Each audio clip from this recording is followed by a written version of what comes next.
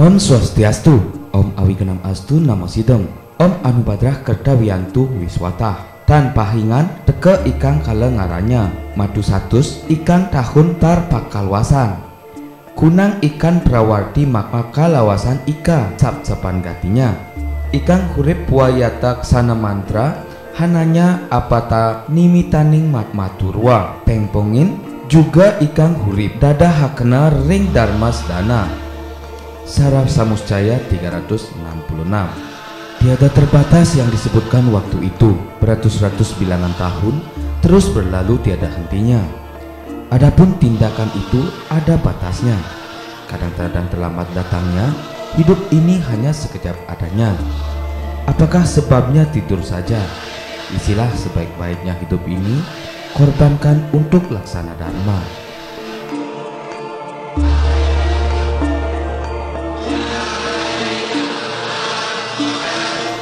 Nyepi adalah sebuah kata yang tidak asing lagi di telinga orang Hindu Bali. Karena setiap tahun Saka, dia pasti datang menyapa. Biasanya, dia ada di bulan Maret tahun Masehi. Cuma, sesekali akan jatuh pada bulan April. Nyepi itu dilaksanakan sebagai hari pergantian tahun Saka, dalam Masehi dikenal dengan Tahun Baru. Hari Raya Nyepi jatuh pada Tinanggal 1 Sasi Kedase, satu hari setelah bulan gelap atau Tilem Kesange. Mungkin satu hari setelah Tilem Kesange itu dipakai sebagai hari Nyepi. Filosofinya adalah habis gelap terbitlah terang, yang bermakna terang di hati dan di dunia.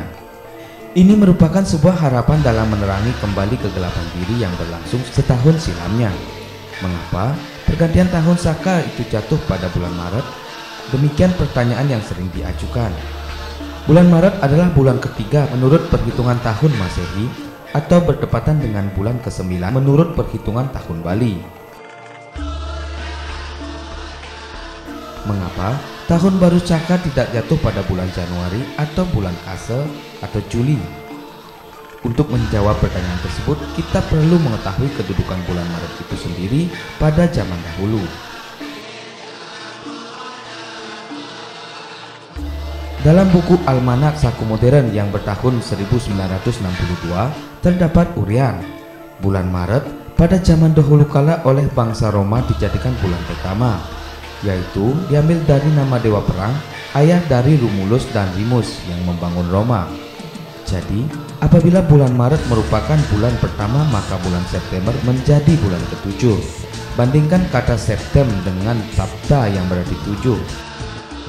Bulan Oktober menjadi bulan ke-8, bandingkan kata Okto dengan Asta yang berarti 8. Bulan November adalah bulan ke-9, bandingkan kata Novem dengan Nawa yang berarti 9. Dan bulan Desember menjadi bulan ke-10, bandingkan kata Desem dengan Dasa yang berarti 10. Perbandingan kata tersebut merupakan alasan kita untuk menyatakan bulan Maret sebagai bulan pertama. Mengurai simbol menggapai makna. Sebiasanya sebelum hari raya Nyepi akan diawali dengan melasti yang bermakna melebur mala ke dalam samudra kejernihan.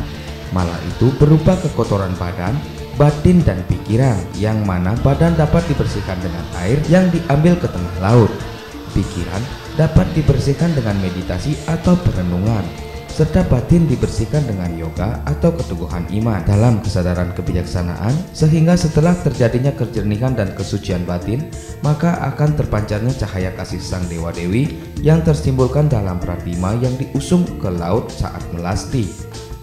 Taur Kesanga dalam filosofinya adalah bertujuan nyomya butakala atau semua jenis penyakit yang ada di dalam dunia dan dalam diri manusia. Kenapa setiap nyomya bebutan selalu menggunakan sesungguhan berupa badan caru? Kalau disimak dari caru mengandung arti pengorbanan atau memberi korban. Di sini buta kala sering diidentikan dengan orang atau binatang, atau di era kekinian disebut dengan ogoh-ogoh. Bertubuh besar dengan perut besar itu pertanda membawa kelaparan kemana-mana. Dengan konsep tubuh besar perut besar itu menandakan keserakahan, keangkuhan, keangkaraan yang selalu mengikuti perjalanan hidup. Hal itu yang mesti disomyakan agar keangkaran, keangkuhan, keserakahan itu dapat diharmoniskan ke dalam jiwa yang penuh tenang dan damai dalam mengarungi kehidupan di tahun Saka yang baru.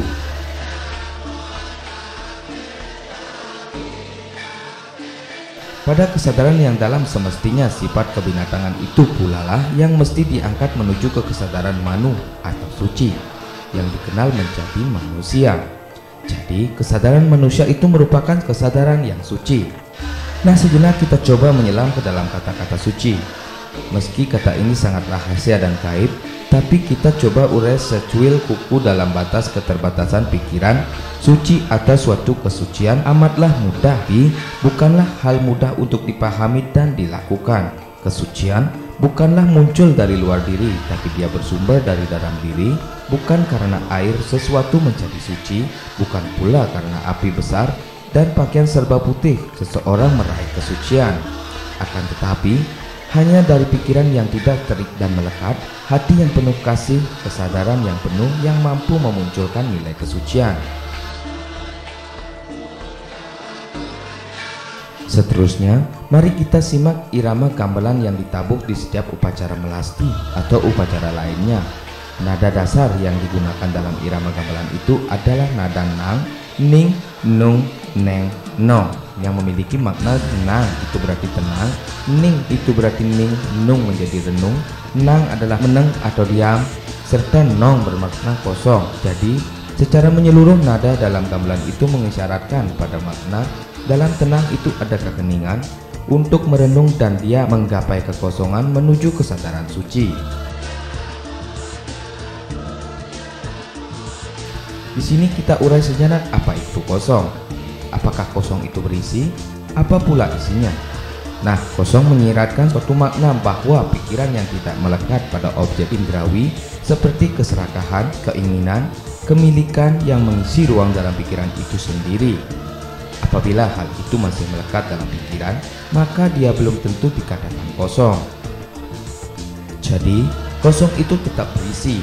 Isinya tidak lain dari tidak melekat itu sendiri. Kesadaran diharapkan di sini adalah kesadaran yang tidak melekat, bebas sebebas-bebasnya, atau pikiran yang mahardika, santih, rama utama. Pikiran bebas dalam damai untuk menggapai yang paling utama.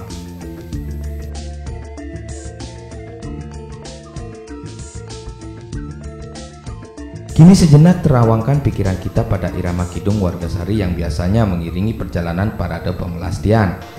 Kiasan Kidung Wargasari tidak ada lain dari himpuan bunga warna-warni dengan bau wanginya dikerubuti kumbang yang mengisap sarinya. Di saat itu serasa ada suara semesta aum yang disuarakan berulang tanpa putus oleh kumbang, mengandung makna kirtanam dan semaranam. Bila sang pelantun menyuarakan kidung dengan penuh sadar dan ikhlas, maka semesta akan bergetar memancarkan gelombang yang penuh dengan keindahan dan kedamaian, merasuk ke setiap jiwa yang menikmati lantunan kembang kidung itu. Hingga terkadang, angan terbawa ke sebuah taman yang indah dan asri, dihiasi umbul dan lelontek, warna-warni dan tombak berlambang kekuatan Nawasanga, 9 kekuatan dewa, sesuai dengan arah mata angin. Bagi istana para dewa-dewi, alam itu sering dinamakan alam surga yang dihiasi oleh bidadari cantik yang disajikan dalam tarian bejang.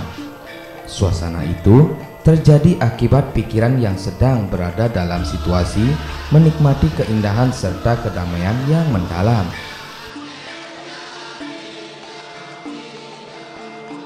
Seterusnya, cobalah tengok sebentar pelaksanaan Tawur Sesanga yang biasanya dilakukan pada perempatan agung pada waktu sandiakala. Kenapa bukan jalan lurus atau pada waktu sembarang? Di titik tengah perempatan agung menyiratkan makna bahwa di titik itulah pusat kesadaran diri dari persimpangan kebimbangan kajegelot, dalam artian bimbang terhadap tinggi rendah dalam memahami derajat hidup. Kangin kau adalah bimbang akan widya atau kesadaran terang dan awidya akan kesadaran gelap. Sedangkan waktu sandiakala itu pertemuan keduanya, hal yang bertentangan yang menjadi intinya atau inti tengah. Jadi yang tengah itulah merupakan inti, bukan di tepi, karena di tepi sering menjadikan kita jadi tersandung, ketakutan seperti berjalan di tepi sebuah jurang. Pada saat ini ogong-ogong kita biarkan saja berlalu, karena dia tidak termasuk dalam rangkaian nyepi. Dia hanya kiasan kemeriahan menyambut tahun baru Saka kegiatan ogoh-ogoh pun dibiarkan begitu saja, asalkan setelah keramaian berlalu tidak menimbulkan keramaian yang menghancurkan akibat kerangsukan jiwa ogoh-ogoh.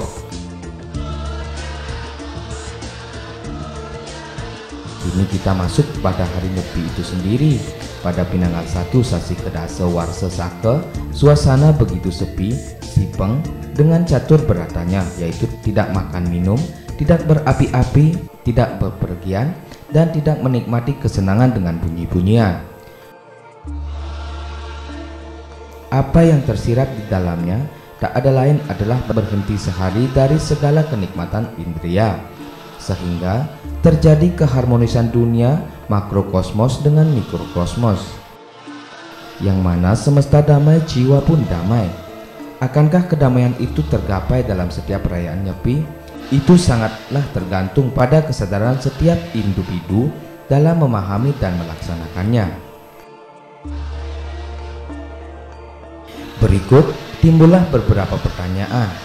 Mengapa sebelum kita memasuki lembaran tahun baru kita melakukan penyepian? Adakah hal itu mengandung suatu pengertian yang timbul dari hasil pemikiran yang mendalam?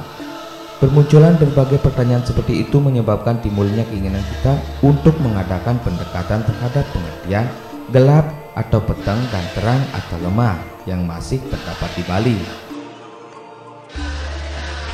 Pada upacara otonan, bayi yang berumur 6 bulan, pada saat bayi yang diupacara itu dengan sangkar atau gowongan yang berarti dalam kegelapan atau suwung, terlebih dahulu sebelum secara resmi untuk pertama kalinya bayi tersebut menginjakan kakinya di tanah, juga disebut lemah, dan kata lemah dapat berarti terang. Kemudian dalam upacara menekelih atau potong gigi dilakukan upacara pengekaban, dan dalam upacara meriksa dilakukan upacara amatiraga atau sederaga sebagai simbol penggelapan sebelum memasuki masa baru atau lembaran kehidupan baru. Setelah kita mengadakan pendekatan seperti tersebut, maka jelaslah bahwa penyepian yang dilakukan sebelum memasuki lembaran tahun yang baru mempunyai latar belakang pengertian seperti tersebut di atas. Di samping itu, kiranya dapat disebutkan pula bahwa memasuki lembaran kehidupan yang baru kita diharapkan mengadakan pengosongan diri terlebih dahulu. Pengosongan diri di sini dapat pula diartikan sebagai pembersihan diri dengan mengembalikan segala mala atau kekotoran pada asalnya. Dalam penyepian, manusia diharapkan menemui dirinya sendiri dengan konsep awakte waraharumuhun, betapa berbagai godaan yang telah menimpa kita dan betapa pula kelemahan-kelemahan kita sebagai manusia dalam menghadapi godaan-godaan itu.